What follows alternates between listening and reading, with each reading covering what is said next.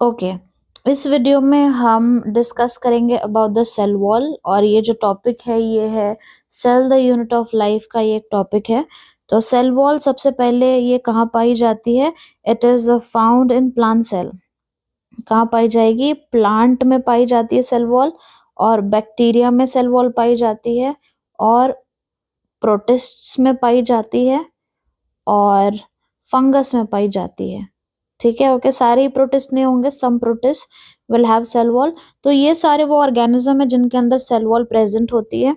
You can see here, यहाँ पे हमने सेल वॉल को ड्रॉ किया है। ये एक सेल है जिसका ये है सेल मेम्ब्रेन, और इसकी जो बाहर प्रेजेंट है ये क्या है? ये सेल वॉल है। और ये जो हमने यहाँ पे सेल ड्रॉ किया है ये हमने प्लांट सेल को ड्रॉ किया है, plant cell. Okay.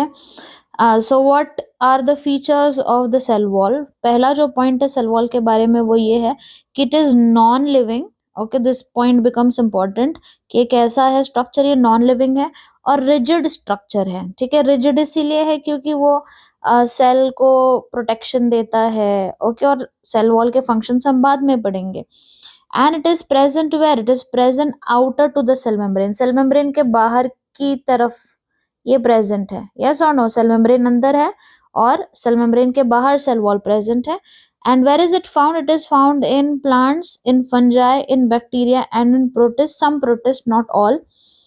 Then comes कि सेल वॉल जो है इसके फंक्शंस क्या होते हैं। जो पहला पॉइंट है, it provides cell shape. Cell को ये शेप प्रोवाइड करता है। सेकेंड पॉइंट, ये सेल को प्रोटेक्शन प्रोवाइड करता है from any kind of damage and infection.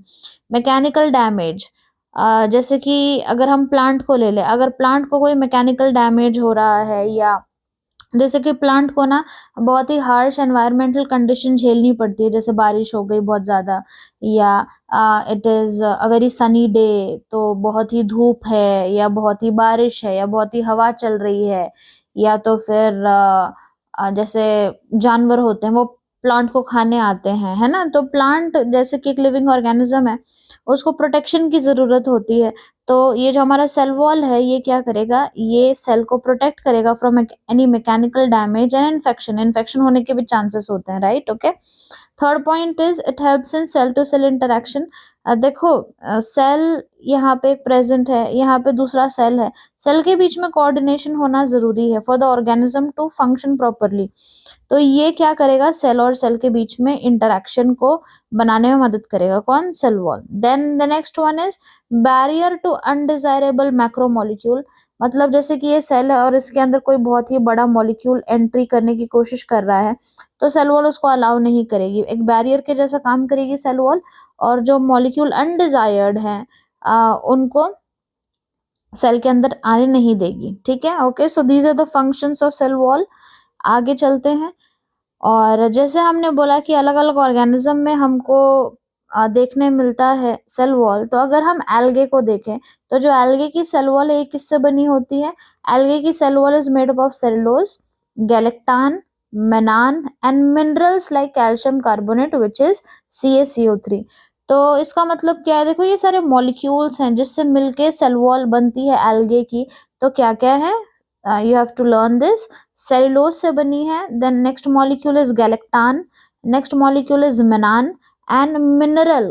कैसे मिनरल? Like calcium carbonate. ये सब मिलके एल्गे की सेल वॉल बनाते हैं।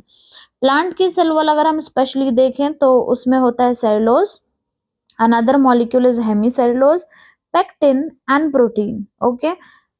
एल्गे की सेल वॉल में क्या था? Cellulose, galactan, mannan, minerals. Plant की सेल वॉल में क्या है? Cellulose, hemicellulose, pectin and protein. Okay.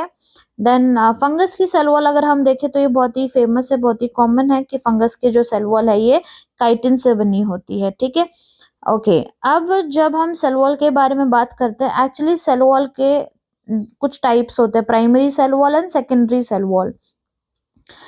जब हम एक ऐसे सेल के बारे में बात करें जो एक यंग सेल है, ठीक है, एक बेबी सेल है, एक यंग सेल है, तो उसकी सेल वॉल जो रहेगी ना उसको हम बोलेंगे प्राइमरी सेल वॉल। और प्राइमरी सेल वॉल की कुछ स्पेशल बातें होती है, कुछ स्पेशल प्रॉपर्टीज उसके अंदर होती है। ठीक है, तो अपना सेल कैसा है अभी? अपना सेल अभी यंग सेल है। यंग सेल के अंदर कैसी सेल वॉल है? प्राइमरी सेल वॉल है। ठीक है, ओके। जैसे कि जब बच्चा छोटा होता है तो कौन सी क्लास में जाता कौन से स्कूल में जाता है, प्राइमरी स्कूल में जाता है, यस और नो। तो वही जब हमारी प्लांट सेल यंग है तो सेल वॉल उसकी कैसी है, प्राइमरी है। और इसकी खास बात क्या है, प्राइमरी सेल वॉल की खास बात क्या है, इसकी खास बात ये है कि it is capable of growth. Why is it capable of growth? क्योंकि जब सेल बड़ा होगा, अभी तो सेल यंग है ना, छोटा सेल है, जब सेल बड़ा होगा तो ये सेल वॉल भी तो ग्रो होनी चाहिए ना। तो जो प्राइमरी सेल वॉल है ये क्या कर सकती है, ग्रो कर सकती है, capable of growth, which gradually diminishes as the cell wall as the cell matures. जैसे ही ये सेल बड़ा होगा तो ये प्राइमरी सेल वॉल धीरे धीरे क्या हो जाती है, वैनिश हो जाती है, डिमिनिश हो जाती है, और उसकी जगह पे क्या आ जाता है, उसकी जगह पे आ जाता है सेकेंडरी सेल वॉल। ठीक है, सेकेंडरी सेल वॉल कहाँ बनती है, secondary cell wall is formed on the inner side of the cell. Inner side of the cell का मतलब क्या है, you can see this diagram here. ये हमारा सेल है, सबसे अंदर की जो लेयर है ये कौन है, ये सेल मेम्ब्रेन है। ठीक है, सेल मेम्ब्रेन के बाद में जो बाहर की तरफ जो सेल वॉल थी उसको हम क्या बोलेंगे, उसको हम बोलेंगे प्राइमरी सेल वॉल।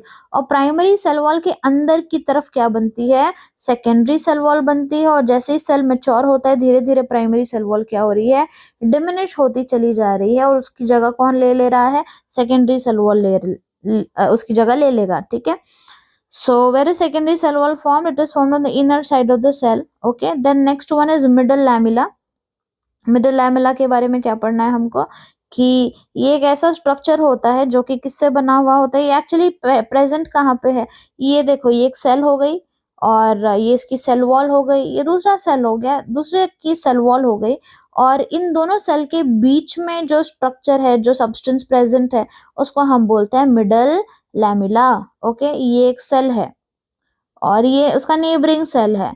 दोनों सेल के बीच की जो जगह है वो किसने ऑक्यूपाई की है, मिडल लैमेला ने ऑक्यूपाई की है। मिडल लैमेला किस चीज से बना हुआ होता है, it is made of calcium pectate, एक मॉलिक्यूल है।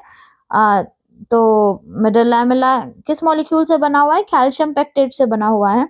और ये पता है, ये सीमेंटिंग मटेरियल का काम करता है। जैसे कि हम अगर घर बनाएंगे तो इस तरीके से अगर मैंने ब्रिक्स को प्लेस कर दिया, तो ब्रिक्स को सिर्फ प्लेस करना काफी नहीं है, इसके बीच में हमको क्या डालना पड़ेगा, सीमेंट भी भरना पड़ेगा, है ना, तभी तो इसमें स्ट्रेंथ आएगी।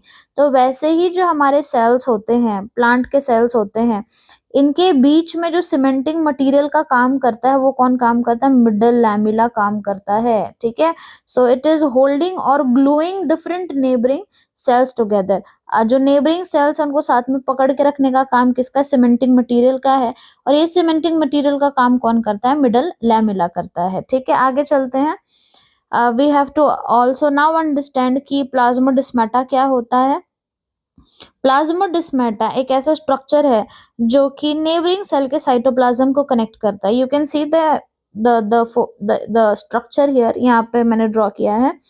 ये एक हमारा सेल है, ये एक सेल है और ये इसका नेबरिंग सेल है। ठीक है, दोनों के बीच में जो सब्सटेंस पाया जाता है उसको हम क्या बोल रहे थे, उसको हम मिडल लैमेला बोल रहे थे। ठीक है, ओके। अब प्लाज्मोडेस्माटा ऐसा स्ट्रक्चर होता है जहां से ये देखो, ये सेल है ना, ये सेल का देखो साइटोप्लाज्म, ये दूसरे सेल का ये साइटोप्लाज्म, दोनों क्या हो रहा है, मिक्स हो जा रहा है। ठीक है, कनेक्ट हो जा रहा है। तो प्लाज्मोडेस्माटा क्या है, प्लाज्मोडेस्माटा ऐसा स्ट्रक्चर है जो क्या करता है, नेबरिंग सेल के साइटोप्लाज्म को कनेक्ट करता है। और ये कनेक्शन की जरूरत क्यों पड़ी, क्योंकि प्लांट के जो सेल हैं एक दूसरे से कम्युनिकेट करेंगे ना, तो ये बेटर कम्युनिकेशन, देखिए you can C direct communication हो जा रहा है, साइटोप्लाज्म ही कनेक्ट हो गया है ना। ओके, तो ये कनेक्शन में, कोऑर्डिनेशन में मदद करता है। So this was all about the cell wall from your NCERT, और that was it for the video.